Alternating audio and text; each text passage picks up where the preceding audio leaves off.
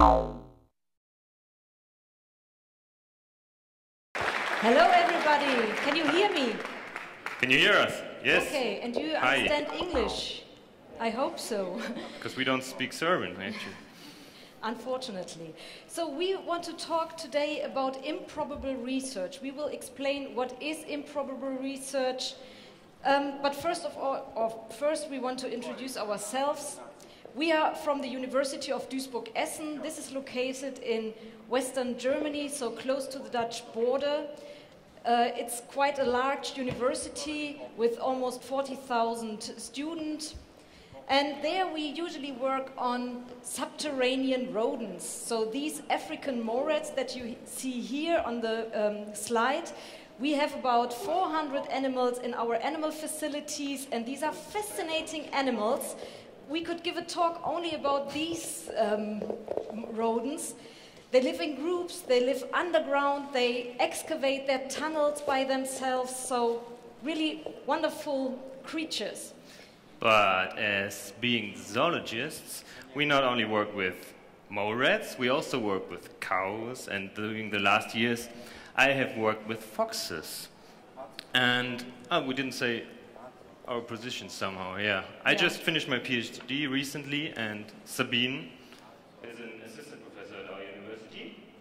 And so why are we here in Serbia? We were invited because we won a prize. Yeah, the Ig-Nobel Prize in Biology 2014. Actually, we have it here. We have it here. It's an awesome prize, as you can see. But it's beautiful. Thank you.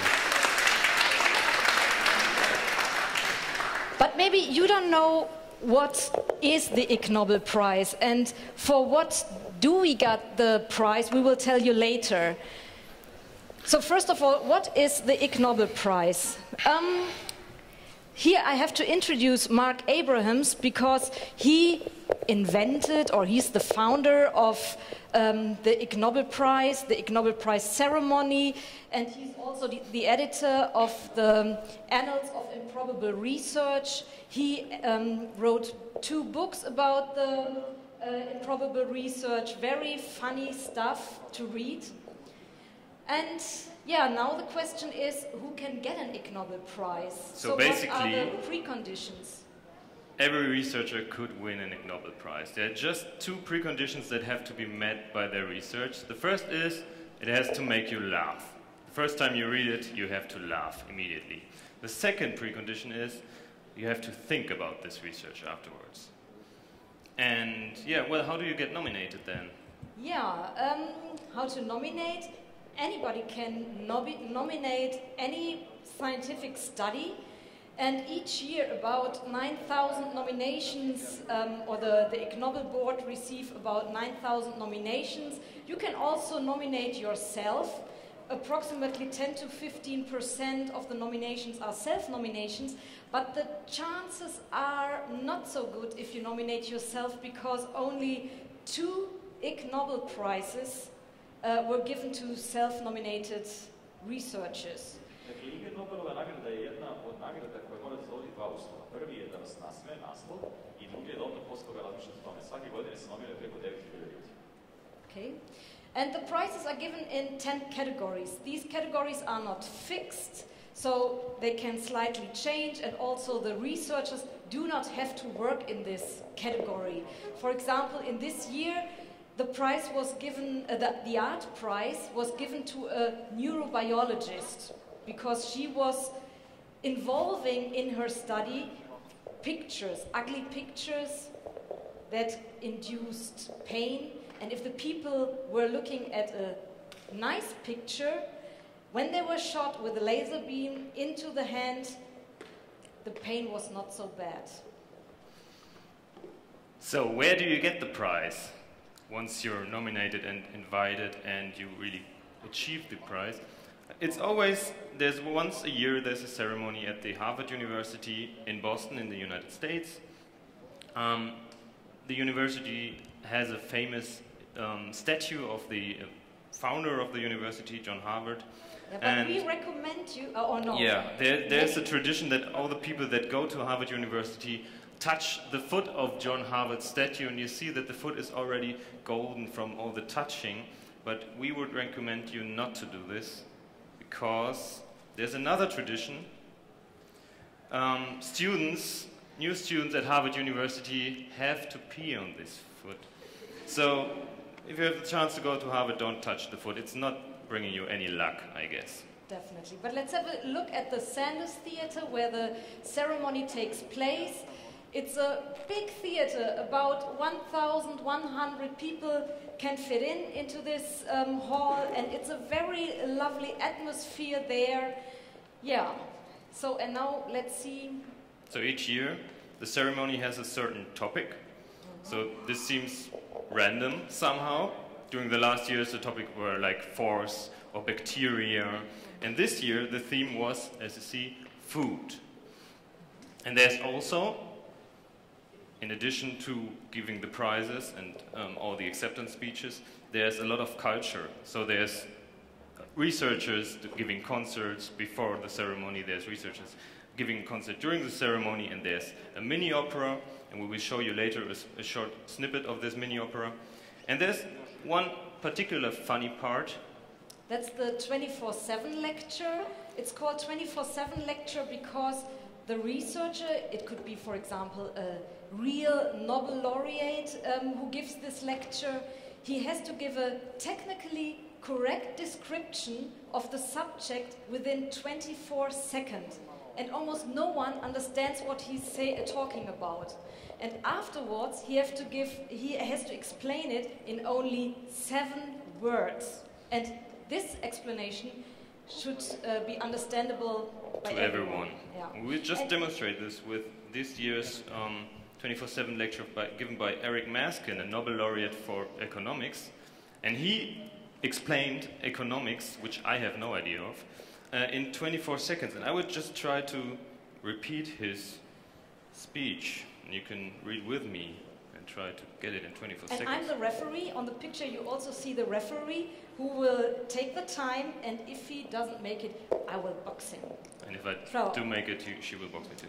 So ready, steady, go. The dispersion of the income distribution as measured by the Gini coefficient, not to be confused with the I dream of Gini coefficient, has expanded in many developed and emerging economies. One explanation is skilled bias technical change, wherein the productivity of high-skilled workers is enhanced by technical progress more than for their lower-skilled contemporaries. An alternative theory by Thomas Piketty works through the interest rate exceeding population growth. Critics says Piketty's theory is Rickety. He says they took Piketty. That was close. Yeah, almost done. Did you get it? So what's economy? No one? So maybe you will understand. Maybe 7 words are easier. The rich get richer, the poor don't. That's economy. Okay, and then another interesting thing that always happens during the, or do you want to translate quickly? Erih je imao zadatak da u 24 sekunde na najjednostavniji način pokaže šta je ekonomija. To je pokušao i uspeo i onda je samo kroz 4 reči rekao šta jeste. Bogati su bogati, oni koji su siromašni nemaju para, oni dakle nisu. To je ekonomija. So another exciting thing is the paper airplane deluges. So there are always 2 deluges during the ceremony. Yeah, and we will show you how this works. So there is a human target on stage. Sometimes it's a Nobel laureate and sometimes other scientists, and people from the audience shoot at the human target. And it's 2 times in every ceremony. And since you don't have paper airplanes, we will turn it around today. Please prepare your paper airplanes. Can you hear that? Yeah. Maybe a little louder.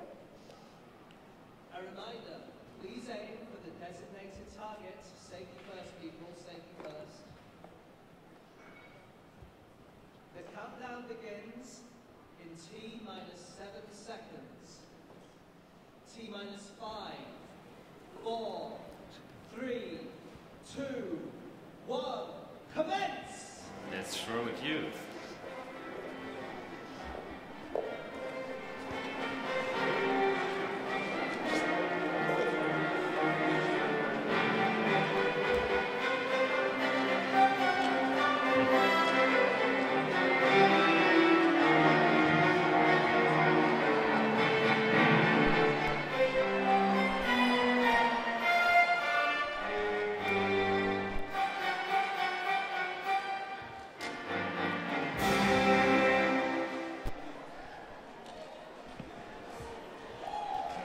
So the audience is really crazy about these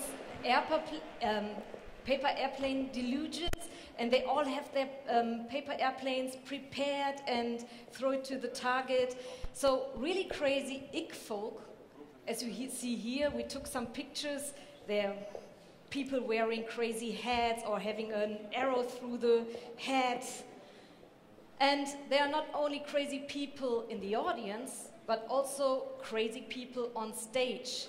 For example, there are 2 living spotlights, colored in silver, holding a torch and pointing at people. So, and actually, you have to be crazy about what you think about them or what you say about them, because they look crazy, but some of them might be real geniuses. For example, this guy was one of the inventors of 3D printing.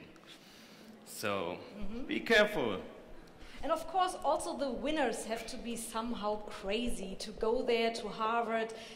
And yeah, one important thing about the ceremony is, of course, the acceptance speech. During the acceptance speech, you can do whatever you want. You can wear a costume, you can dance, you can sing, or you just can say thank you for the prize, but this is rather boring. So most scientists think about something, and you have only 60 seconds, and we will show you a small snippet from last year's ceremony. It was the prize for medicine. They've shown that classical music helps mice that got a heart transplant in regenerating after they got this transplant. And you see their short snippet of their acceptance speech here.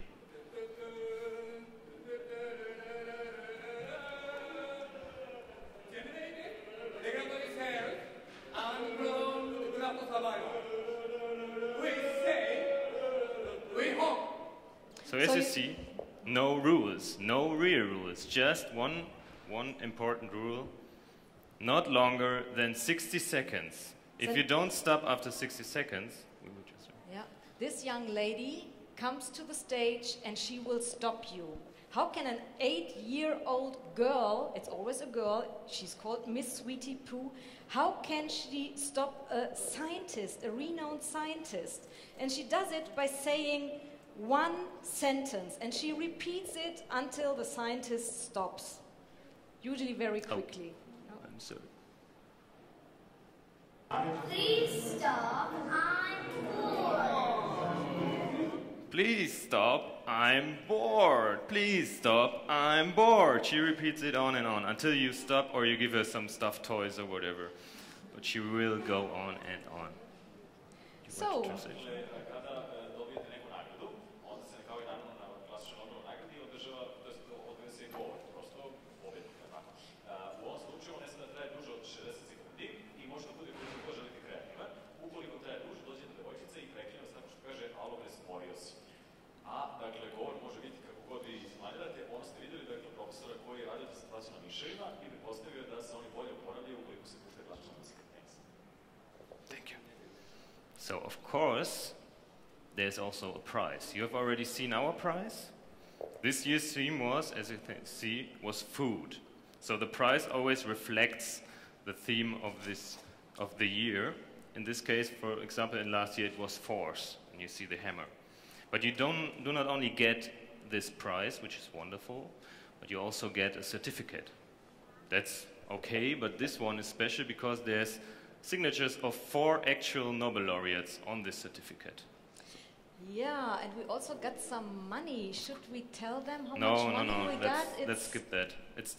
We don't want to brag, it's a lot of money actually. But maybe we should tell them. Maybe somebody could change because we still Okay. got the money. Yeah, it's so and much. It's really, really a lot of money. But of course, we are a big group of 12 investigators, so we have to split the money. Well, we didn't find anyone who could change $10 trillion. Anyone here? No? No one It's really- can give us the change, you know. So So we if don't know what to do with this $10 trillion that we got, but actually it's Zimbabwean dollars, which is like €4 or 500 dinar. So I keep it. Yeah, and the prizes are handed out by real Nobel laureates. Here in the picture you see the 4 Nobel laureates who attended the ceremony this year. And you also get a handshake of the Nobel laureates, and they are in the after show party, and you can talk to them, and that is really nice. Of course, we are only Ig-Nobel Prize winners, so... They are the real Yeah. Nobel Prize winners. So, enough about the ceremony. For the rest of the talk, we would like to show you what research could get an Ig Nobel or what research did actually get an Ig Nobel. And we split the rest of the talk into 4 categories. The first one is insane or just weird. Yeah, and then we will talk a little bit about sex. And afterwards, we're hungry and we talk about what gets in. And in the last category, It must come out somehow. so let's start with the insane or weird category. Yeah, here we show that not only scientific publications can get an Ig Nobel Prize, but also patents. Elena Bodnar won the Ig Nobel Prize for Public Health in 2009 because she invented a bra that can be easily transferred into the respiratory mask, actually in 2 masks. So you have 2, and you have 2 masks. So in case of an emergency, you can just ask for the bra of your neighbor. That's really, really nice. Is someone of you actually right now in love or freshly fallen in love? Please No hands one? up. Yes, at least one. Zaljubio možda ili? Ah, yeah. Ili da li se neko u nekom Still no one? zaljubio? Oh, you're lucky. Just Peter's problem here. Because actually what these researchers found, they looked at the neurochemicals in your brain, and they found that they could not distinguish between people fallen in love or freshly fallen in love and people that are insane. So, next time you fall in love, maybe check twice if it's really love or if it just went insane, or if it's maybe actually the same. And they got the Ig Nobel Prize in Chemistry in the year 2000 for this work. Now we would like to conduct a small experiment with you, and those of you who knows the study and knows the video, please be quiet and do not tell the others what it is about. It's a study in sports, and you should focus and count how many times the players wearing the white t-shirts pass the ball. Please translate it to the others. So it's a sports study, that is important. It's about sports, and really important how many times. Sada ćemo gledati jedan video i zadatak publike, to je naš, jeste da prevedemo koliko puta je white team. Koliko puta je bijeli tim prebacio pasova jedan drugi. So one of you who gets the correct answer will actually get a prize from us. Yeah, pay So attention. The pay white attention. players. Yeah.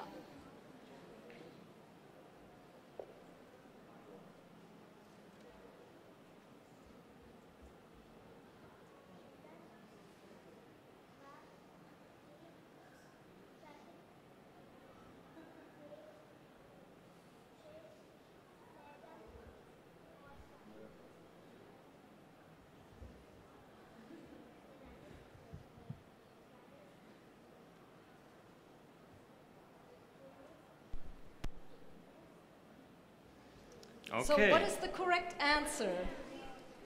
Who So knows the maybe- answer? Oh, let's wait. I'll come down to you. So the first hand was somewhere in the back. How many times? 13. No, that's wrong. I'm sorry. Next one, here in red. 15 is correct. You get the prize. Some chocolate. Maybe 2 more. Who was fast? Ah, you know.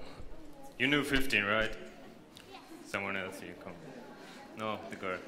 Oh. You get chocolate. So, 15 times. Okay, who was the first time was that? You 13? Who won the... You were 15. Did you notice something else? Did you see a gorilla? Yes? And you counted it. Who else did see a gorilla in the video? A ko je još vidio gorilu na videu? Dakle, životinju. Ko je vidio crnu gorilu? Okay, so many of you did not notice The other ones? gorilla. No gorilla, the other ones? Okay. Oh. And that's exactly what the study was about. Do you want to see the video again so that you see the gorilla? Sad gledajte pažnju. Now maybe focus on the black players.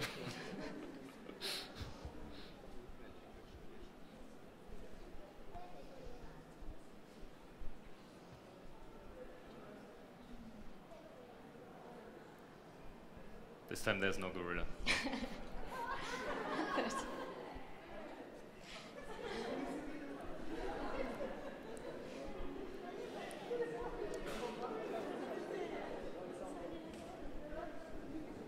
Yeah, and the researchers who found it, they studied selective attention, it is called, because you are so focused on one thing that you do not notice other things around. And that is actually how magicians work. So they try to put your focus on certain things. Ovo se dešava zbog toga što imate selektivnu koncentraciju i na isti ovakav način vas mađiončari prevare kada izvode svoje trikove. Yeah, in the study, only about 40% of the participants noticed the gorilla.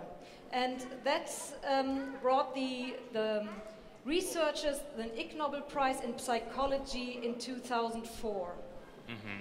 So it was about 30 to 40% here too. So Yes. this works out. Okay, so we leave sports, we come to beer, which is closely connected to sports.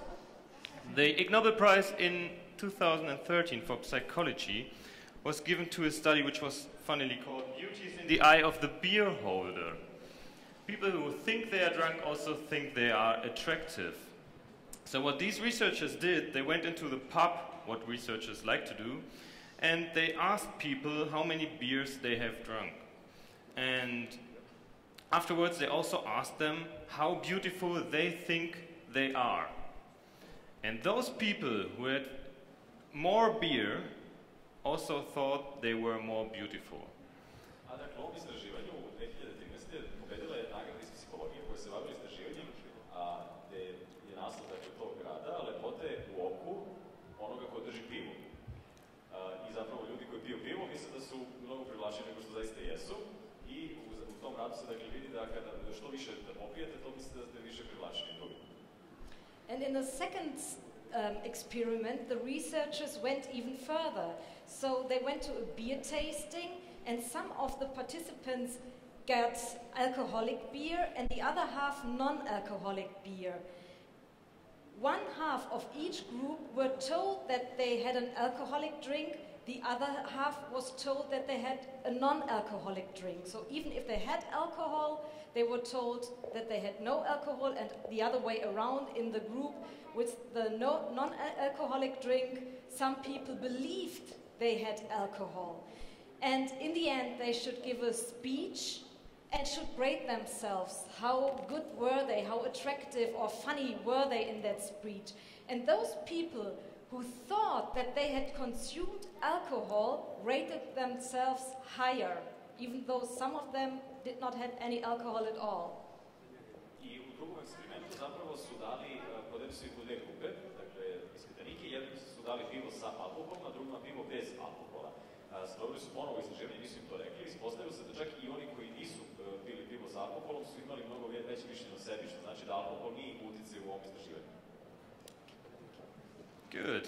After having a beer, we can now... Let's talk about sex. Sex, baby. What do we have here? Yeah, Darwin has already speculated that dance is a sexually selected trait. So you know that maybe from certain bird species where the males come to a place where they want to make, and before they make a mating dance, and the females are gathering around and choosing the males that perform best. And yeah, what about men? Can they also dance? So in I can't every dance, local that's the problem. disco, you see people dancing, you see females dancing, you see also males or men dancing. And in a previous study, men that were rated as good dancers by women were also rated as more attractive. So let's see. I tried to show you that I wanted to try to dance, but let's see what people do that can really dance, like men that can dance. How can it look like? This is going to be loud.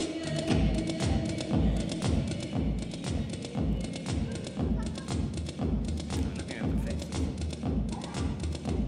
I look for you in magazines. Look at the I look shoes. for you in magazines. I look for you in magazines. I'm taking off my wedding ring.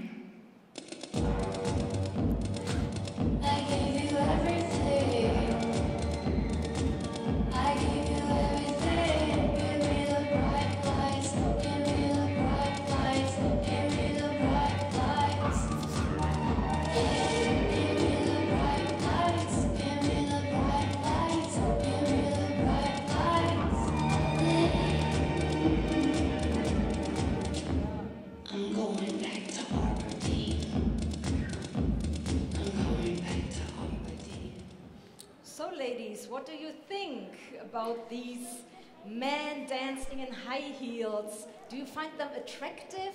Dakle, dame, drage, šta sad mislite o muškarcima? Da li su na ovaj način postali privlačni ako plešu? So which dance moves are rated as attractive by women? Što znači da zapravo isti pokreti nisu privlačni ako se prebace uloge, to jest ako ih izvode muškarci. And researchers looked for dance moves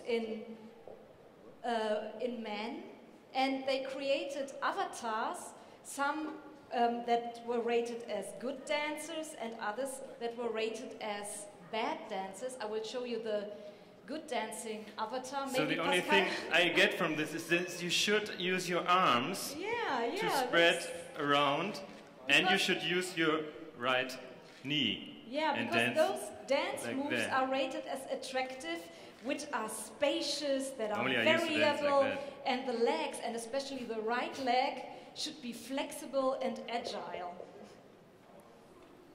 That's important to get the women. Važno za dobrog igrača, u ovom slučaju, znači muškarci koji planira da osvoji neku devojku, da obavezno koristi ruke i obavezno desno koleno, zato što su se to pokazali kao pokreti koji su najprivlačniji suprotno polu. Maybe you can show also the bad avatar. I don't have the video, but I think the bad is my normal dancing, like. okay, enough. Yeah, and what about women? Women can also dance, and it's good for women because they can make money with dancing. For women, it's important that they dance good, so they make more money, but that's not the whole story. What these researchers found is that the money you get, the tip that you get as a lap dancer, is dependent on the part of the estrous cycle you're in. So if you're in your fertile phase, you get more money than in the other phases. And even more interesting, if you take the pill, you get less money in total. So if And you're you thinking, don't have this tremendous peak during the fertile phase, so you get always less money. A dakle, kod ovog istraživanja koje se odnosu na suprotan pol, dakle kako muškarci vide žene koje igraju, ispostavilo se da zapravo od igre zavisi zarada. Ovdje vidimo grafikon koji zapravo pokazuje da žene koje su u ciklusu zarađuju mnogo više, zato što deluju privlačnije na neki način muškoj populaciji, dok one koje uzimaju pilule ili to nisu, zapravo su manje privlačne. so of course it's interesting to ask how did the man sense this peak phase. So I would have thought that the Ig-Nobel Prize for this was given for neurobiology or something, but it was actually given for economics. So it's really just about the money in this study. Okay, now let's go back to sex in animals.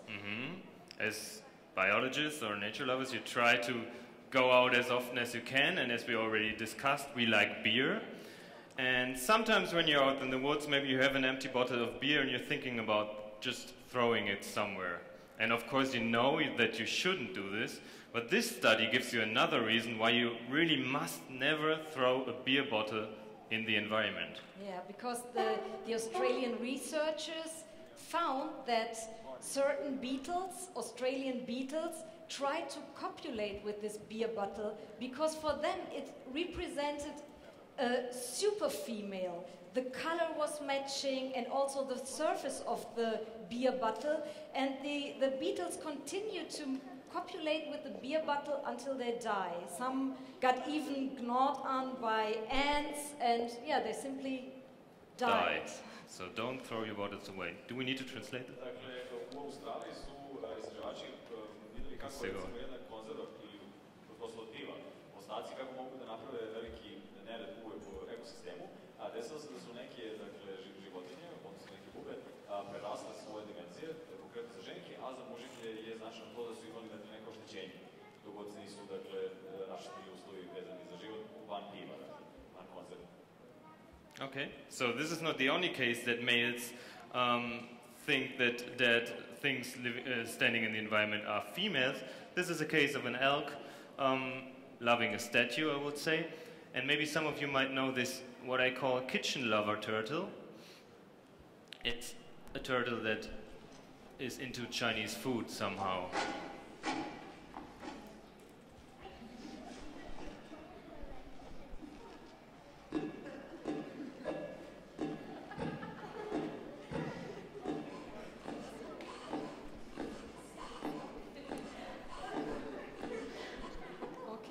others seem to have fun. Now let me introduce Kees Mulleker, a Dutch ornithologist, and the dead duck that changed his life forever. So Kees Mulleker is the curator of at the Natural History Museum in Rotterdam. You see the building of the museum here. It has a very nice glass front. And one day, actually it was the 5th of June 1995, when a duck, a mallard, flew into the building and crashed down. And every day on the 5th, every year at the 5th of June, they celebrate the Dead Duck Day. But why? They celebrate it because right after the duck fell down, Kees Mulleker went outside with a pencil and a camera and saw that another male came and immediately copulated with the dead duck, and that for 75 minutes. And that was the first case of homosexual necrophilia in the mallard. And yeah, when they celebrate the Dead Duck Day, afterwards they go to a Chinese restaurant and eating Peking duck. So each year, 5th of June, Yes. in Rotterdam. King. Nobelova nagrada iz biologije 2005. bila posvećena Keesu Mullekeru, ako se osjećam, čovjeku koji je, dakle, 5. jun posvetio danu vrte patke koja je svoj život promenila zauvek. A zapravo je to naziv rada koji ukazuje na situaciju da je jednog dana se patka, dakle, zalepila u zid jedne zgrade, pala mrtva, i onda je došla druga patka koja je izvršila prvu zabeleženu ikada istorijsku nekrofiliju, dakle, opštila je praktično sa mrtvom patkom. So, we see that this is a little bit disturbing, the studies, so we would like to bring in some more culture again. We promised you a snippet from the mini-opera, so this is some seconds from the mini-opera given at this year's Ig-Nobel ceremony.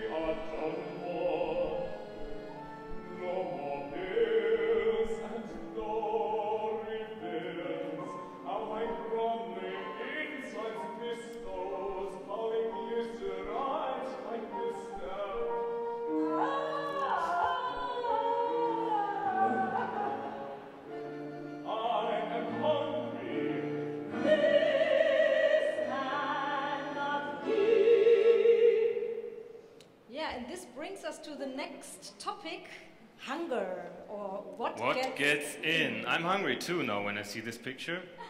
The first study that we found on food was dealing with those large buckets of food that you can get everywhere in McDonald's or Burger King and whatever.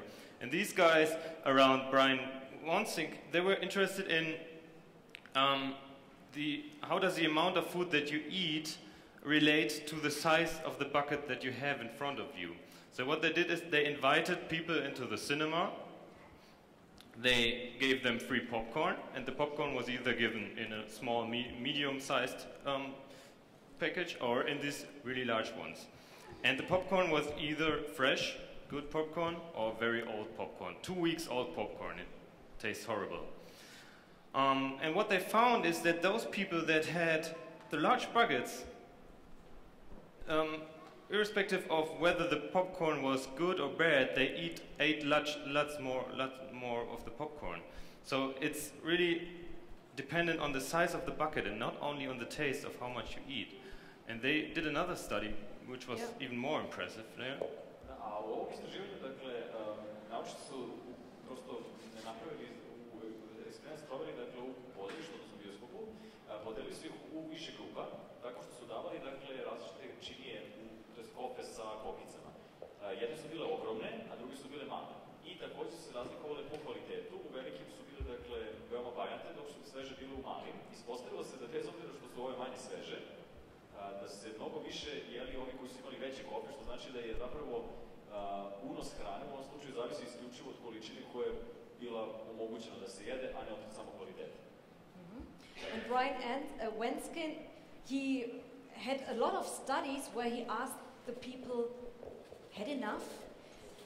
He did it with, I don't know, with chocolates, with candies, and he did it also with soup. And he had a special bowl that refilled itself automatically, so that the person who ate the soup, he didn't notice that the bowl got empty. So it looked always at the same amount, and people ate much more when they had when they ate the soup from the self-refilling bowl compared to the normal bowl. But what is really weird is that the people who ate the soup from the self-refilling soup bowl thought that they had consumed the same amount as those people who ate from the normal bowl. So obviously we eat with our eyes. We do not listen to our stomach, but we focus on what have we eaten, and that determines how much we eat. Always try to finish your plate. That's the idea. A dakle, i u ovom istraživanju koje se također odnosilo na hranu, i ovdje je također utvrđeno da se zapravo apetit vezuje isključivo za ono što vidimo, što znači da zapravo potvrđuje se ona poslovica da su nam oči gladne. U ovom eksperimentu sedeli su dakle ispitanici i imali su pred sebe tanjir sa supom. Nisu primetili da je na dnu supe bila mala rupa i u nju su upavali supu tako da on konstantno jede i nikada ne može da pojede do kraja, da kažem, tu supu. I bez obzira na to, oni su svakako jeli više nego da su im dali od početka količinu koju su mogli da pojedu, da vide prosto dno. Yeah, that is really, really Scary. And what else is scary is we're close to Romania here. And I've heard in Romania there are still some vampires living, and I'm really afraid of vampires somehow. And luckily I always have my cross and my garlic with me. And as you can see, it might help against vampires, but that's just experience. I always wondered, what does science say about garlic and vampires? Does it really help? So I've searched on the internet for studies on vampires, and actually I found some, but because vampires are hard to keep in the laboratory, they use small vampires, leeches, so baby vampires. And these leeches were tested on people that have their hand either smeared with garlic, a lot of garlic on the hand, or just water. And they put the leeches on and let them suck. And what they've seen in the first study is that leeches actually prefer the garlic, so they like the smell. So if you have garlic in your room, it might attract vampires. But luckily, there was a second study where they let them suck. They let them suck on the hand with the garlic. And all those leeches that sucked on the garlic, they died after 2.5 hours. So if you can afford being bitten by a vampire, you can use garlic, but otherwise I would recommend to use a cross against the vampires. This might help more. Okay. Odnos između vampira i belog luka, svi znamo da to po narodnom verovanju, tako veća vampire da vam dođe u kuću. Međutim, ovdje su naučnici uzeli pijevice koje su pravi vampiri u prirodi, budući da piju krv. I onda su namazali ispitaninike, jedni nisu imali namaz od belog luka, drugi jesu. Ispostavilo se da su zapravo pijevice više pile krvi od onih ispitanika koji su imali na sebi beli luk. Što znači da zapravo time ne samo da nećete da se odbrnite od vampira, nego ćete ih čak više i privući, a one su umrle nakon 2,5 sata nakon što su konzumirali. Tako da to ipak pomaže, bez obzira što ih ne odaljava, nego ih nakrenite pa nakon toga umre. So I will just take a short break. It's really cold here. I have a warm coffee here. We have biscuits. That's good. Did you know that by dunking a biscuit into coffee, you can enhance the flavor by almost 10 times? Really? That is amazing. It's really good. But you have to find the right spot, so it has to be really soaked. And when you get it out, you want it to be not like this, maybe right? That is too much. That's too much. So I always wondered, how long do you have to dunk the cookie in that it really has the perfect taste? Yeah. And Did you know that researchers developed or established a formula Oh, really? so you can really calculate it? All that you need to know is how is the porosity of the cake and how is the viscosity easy. of the fluid. So, and then you can calculate it how long you have to dunk the biscuit into the cup. that's easy. So now it's really perfect timing. Mm-hmm. Very good. Yeah, Thank you for it this. is. Good tip. It brought them the Ig-Nobel prize in physics. Oh, really? Yeah. Sorry, my mouth is full. Can't speak right now. Okay. Oh, How shit! dare you! These were from my grandmother. No, it's broken. I'm That sorry. cannot be. It's awful. Ah! Sorry. Sorry. Ah! Ah! Oh. Oh, are you bleeding? Oh, I'm sorry. Sorry. Are you bleeding? No, no. Oh, your I am. nose? Is it- Oh gosh! Wait, Do we it have doesn't some stop. It doesn't stop. paper towels Take here this. or No. Paper towel. Take this. Take this. What's that? That's pork. It's No. cured pork. What No, should I put do it with into- that? Eat it? Put it into No. your nose. Why? Stuff it into your nose. I will show you. I will. Yeah, stuff it into Ah. your. Yeah, that is Ah. good. Does it tell? Yeah, I don't know. It smells weird. I still Yeah, believe- maybe for your hands this. Oh, wait. Ah! Why No, am I it's using okay. this? It's okay. This. I Ah. think it stopped. Do you think? Why should I do this? Yeah, you should do it because It I learned it smells from strange. Sonal Saraya. She won the Ig-Nobel Prize this? in Medicine in 2014, so this year. She's a medical doctor working in a hospital in India, and very rarely patients come in and they have nose bleeding that would not stop, and people can die of it. And then, somehow by chance, she grabbed cured pork, stuffed it into the nose, and the nose bleeding stopped. I think Is it it worked. okay? Oh, that's fine. Someone I'm wants sorry. pork? No. It's okay. Okay, Good. sorry. So now this has come out of my body, the pork. Let's come to the next category. What we eat must somehow come out in the end. What do we have here? Yeah, I have to clean my fingers. the first study that I would like to present is made by a Japanese researcher. He accompanied other scientists that went to a research station in the Antarctic, and among other things, he was interested which toilets do the scientists, the other researchers use. And maybe all of you have noticed when there are many stalls in a row, which one do you take? Of course, if they look all the same, if not one is dirty and the other is clean, then you prefer the clean one. But if they all look the same, do you prefer the ones at the ends or do you go to the middle? Yeah, and what did he find out was that people prefer the ends, the corner, and not the ones in the middle. How did he measure this? Yeah, in the Antarctic it's pretty cold, so you have deeply frozen shit, and every 1 or 2 weeks the accumulated excrements, feces, that have to be removed from under the lavatory seats. And yeah, he weighed it. He just simply weighed the deeply frozen shit. So he weighed shit ice. Yeah, who can say That's so? very useful. So, the final study about shit, or almost final study about shit that we want to talk about, actually, some people of you could explain this better than me, but I will try, is about beetles. And these dung beetles live in warmer regions than the Antarctic. They live in Africa. And then there they, let's say, feed on shit. And they find these piles of shit, and they roll a small ball of shit, and then they want to get away from this pile of shit. Because all the beetles are there and all eating this pile of shit, and they want to get away with their ball as fast as they can. And the easiest way to get away from a center is to just go a straight line. And these beetles can go a straight line away from this shit pile.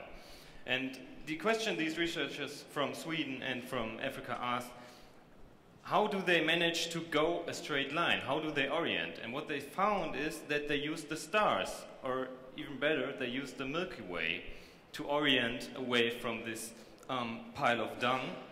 And very lovely picture is this on the bottom. They just built them small heads so they couldn't see the sky anymore. And they were disoriented afterwards. So they couldn't see the stars, they couldn't get away from this pile of shit. And they got the Ig Nobel Prize. Actually in biology and astronomy. Here you see the researchers in last year's ceremony with their dung balls. So now, finally, we would... Oh. No.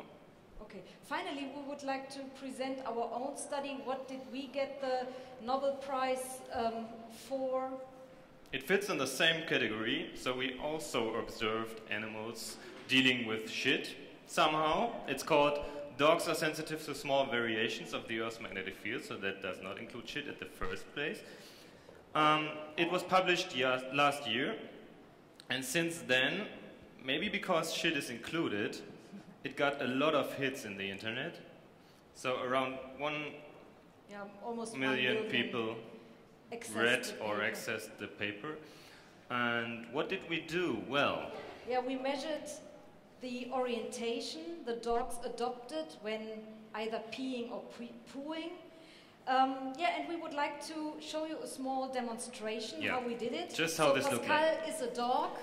I'm a dog now. On one day, and I am the dog owner, going with my compass around and following the dog. I'm just walking around, and as dogs do, they just have to pee somewhere. And this time I'm and peeing this like this. is, let's say, 20 degrees. This direction. I'm walking around again, and have to pee again. Okay, well, about 10 degrees. So direction. approximately in north-south direction, this dog is oriented on. That's on one day, maybe. Let's imagine another day. I'm the same dog, same owner. Other walk. Okay, 140 degrees. Walking around. I don't have to pee, unfortunately. It's Oh, not what a easy. pity. Okay, to the west, 270 degrees. So this time, different directions. How can that be? Yeah, and if you look at the data, or we looked at the data and found that on some days and walks, the dogs were perfectly aligned. So there was a very strong preference for the north-south direction. So the dogs looked either north or south. And on other days, the dogs were wrong, so they were randomly distributed. So what can you do if you do not know the answer? So we of course we asked, why are the dogs on some days perfect and on other days wrong? So what do you do when you have a question you don't know the answer? Huh? Or do you want to translate first? Hajde malo da se Wait. upravimo. Dakle, ovdje se radi o našem naučnom istraživanju. Mi smo gledali da vidimo povezanost između male promene, dakle oscilovanja magnetnog pola, severnog znači i južnog, i za to smo koristili se. Ispostavilo se da se na nekim danima svi su bili savršeno poravnati sa osom sever-jug, dok su u nekim danima bili raspoređeni normalno, dok su vršili nuždu. I sad postavilo se pitanje zašto.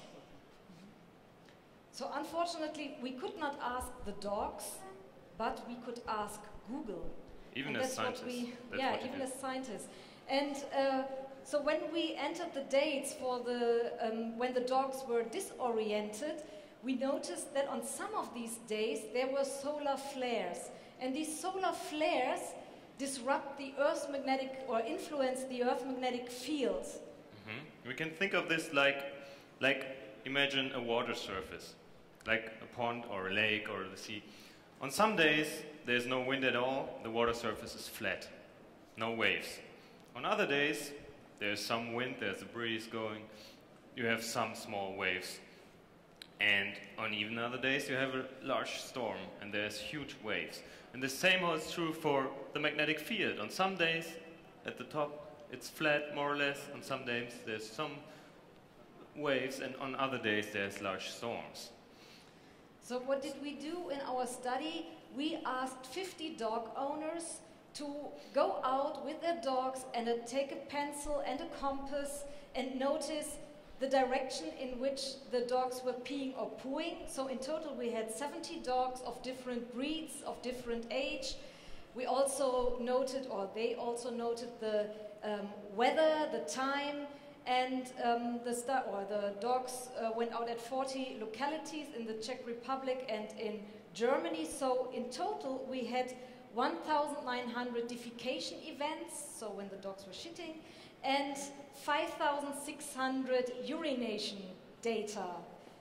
So all in all, if we look how the findings relate to the magnetic weather, we see that only when the magnetic weather is calm, so when it is flat, the dogs are perfectly, or there's a strong preference for the north-south axis, and even if it is only slightly shaky, obviously the dogs align randomly, which you see here in these figures. So this shows that dogs seem to be able to sense the Earth's magnetic field. Do you want to? Zapravo, razlog u čega su se u nekim danima orijentisali na sve strane, dakle nasumično, bio je u pojavi vetrova, solarnih vetrova. Radi se o izuzetnom elektromagnetskom zračenju koje zapravo poremeti njihov osjećaj i oni ne znaju gde se nalaze, a razlika je demonstrirana, dakle, načinom jezera kada je mirno i kada je uzburkano. Sada, razlog zbog čega su oni nastavili da mere, oni su prosto prolazili sve moguće faktore, menjali su lokacije, bili su uključene, dakle, i ženke i mužeci, razne starostne dobi, radili su, dakle, istraživanja u bilo kojoj vršenju ružde, jedno i drugo, dakle, i na kraju se ispostavilo da definitivno mogu da osete male poremećaje u elektromagnetnom polju u onom momenta kada nema buju solarne. Okay. And of course the question is, why do the dogs do it? Why do they orient on some days or on the calm days in a north-south direction and on other times not? Well, the idea that we have, if you just imagine you're on a hike, you're outside, and you want to get somewhere and you're lost, you have a map with you. When you want to read this map, you open it up and you align with some landmarks or something that you know where you are on this map. Now just imagine that this map is not a paper map with landmarks on it, but it's a magnetic map that maybe the dogs have. So when they read this magnetic map, they need to align this map with something. What they do is they align it with the magnetic field line, the direction of the magnetic fields, so north or south. And so when you have wind, with your normal map, you either try to make it flat or you just throw it away because you can't read anything. So in case you have wind, you can't read your map. If the Earth's magnetic field is shaky, if there's wind in the magnetic field, you can't read your magnetic map. So why should you align north-south if you can't read the map? That's why we think the dogs do only align when the Earth's magnetic field is flat so they can read the map and maybe navigate with this. That's it. Yeah, and we want to continue with our study and we want to collect more data. And yeah, maybe you could help us collect more data. If you have a dog, you just need a compass and a pencil. Go out and notice in which direction the dogs defecate or urinate. Or if you have a smartphone, it is much easier because we developed an app for Android and for iPhone. And you can download it from the Google Play Store or from the App Store. It's free, of course. It's free, yes. And yeah, if you have downloaded it, Pascal will quickly show you. Yeah, it's very easy. There's just 3 screens. Once you downloaded it, you can enter the data of your dog and your email address. So you have your email address, data of the dog is the breed, the age, the sex, and of course the name. You just do this once. And then when you use the app, you're out in the field, you have your dog out there, and the dog needs to poo or to pee. You just stand next to the dog, use your smartphone, open up the app, and you find this picture there. And just hold it parallel to the dog's spine, as indicated in this picture, and you just press the green record button. And afterwards, you will get the send button there. You can also add more options like say if the dog was circling before doing this, if it's peeing or pooing, or if it's on a leash or not on a leash. And afterwards you just press send and the data is directly sent to our database and we can use data from Serbia, which we don't have at all so far, and all over the world people can use this app from different kinds of breeds at different times of the day. We need this data urgently. The app is called Magnor, that stands for magnetic orientation, and the iPhone app looks pretty much, or works pretty much the same. And if you're interested in this project, we have some cards here, which you can get. Then you can read the QR code with your smartphone, and then you directly get the app. This year at the ceremony, we also threw some paperbacks into the audience, and if you wonder what's in there, you can. The first ones can get some presents in there. There's no shit in there. Yeah, actually, I think. And with this, we're at the like end. To finish. And thank you very much. If you are interested in science, we can just recommend you go your way. There are so many open questions, and if you are lucky enough, you maybe one day will win an Ig-Nobel prize. Thank you very much. Thank you very much.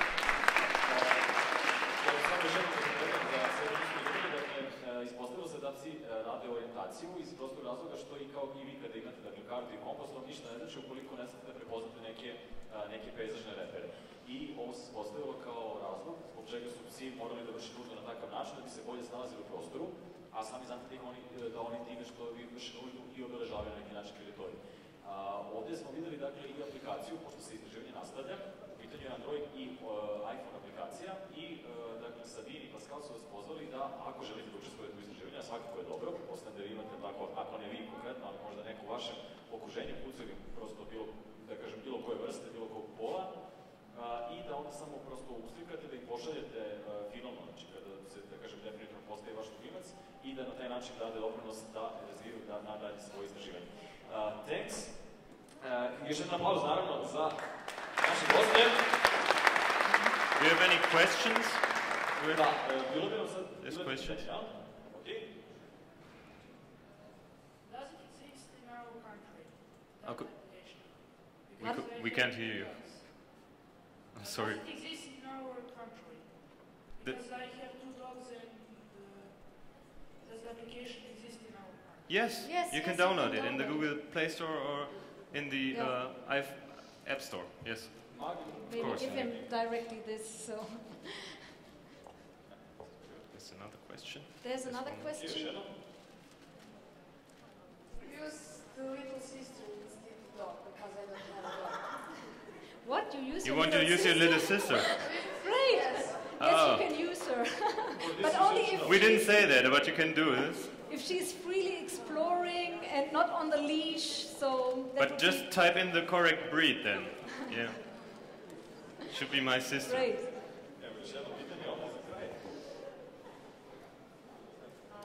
I'm interested. How did you notice this dog aligned in special position? How did you get that idea?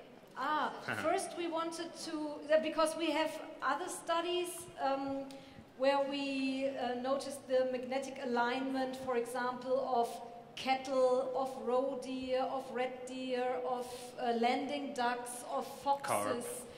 And then, of course, we wanted an animal that is easy to handle in the laboratory, but actually dogs are not that easy to handle because they are so dependent on their owner. If you try to condition them on a certain task, it mostly does not work.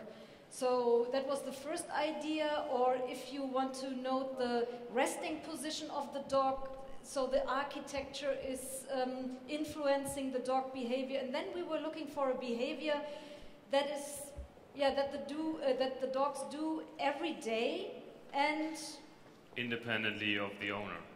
More or less. So we expected them to align, and we were very disappointed when we had the whole data set and nothing showed up.